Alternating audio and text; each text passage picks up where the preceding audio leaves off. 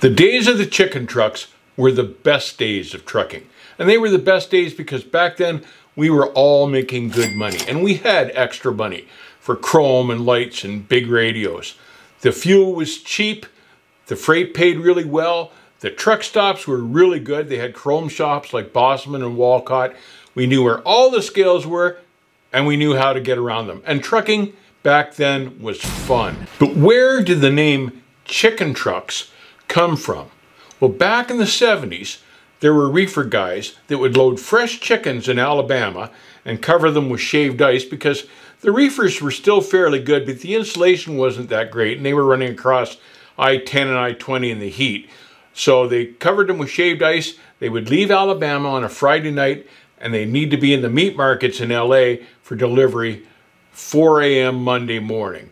Then they'd take a break, they would reload produce and come back. And they knew how to get around all the scales. They made great time and they made serious money. And over the years, chicken trucks went from being trucks that actually hauled chickens out of Alabama to LA. They became any truck, any guy pulling a reefer with lots of lights and a fast truck. Make no mistake, we all worked hard back then. We ran as many hours as we could. We ran 3 logbooks and we would stop to grab a few hours sleep when we needed it, and then we would carry on.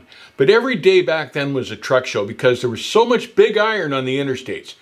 Every day as you were driving and working, you would see fancy rides going one way or the other. And if you were landing in Ontario, California, or Bakersfield, man, there was a truck show every night there. Lots of fancy rides. The big truck show of the day back then for the industry was Walcott. And they were all working trucks. That was the best thing about the Walcott Truck Show. They weren't trailer queens like you'd see at Mid-America today. These were working trucks and guys that worked hard with them.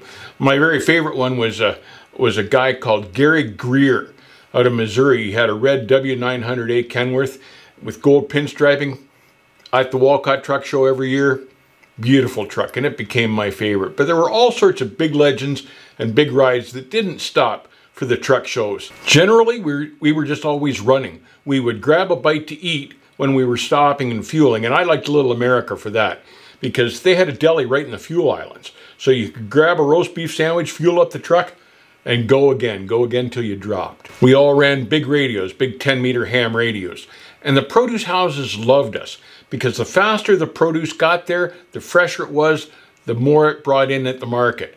So it was good money. So they loved us. We'd bump the dock, they'd check the load, they'd pay us COD. We liked that right away because we had enough money for fuel and food and we could just spin around and go back out again.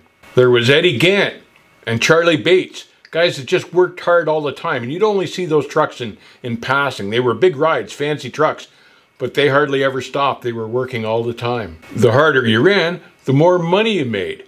Not like today when the harder you work, the more taxes you pay. It was a profitable industry back then for us.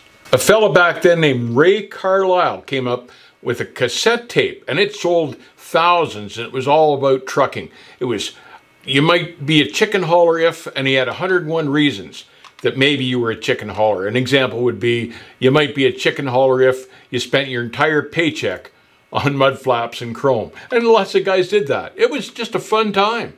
So, as a tribute to those days, we're going to do a series of videos and have some fun with things like you might be a chicken hauler if.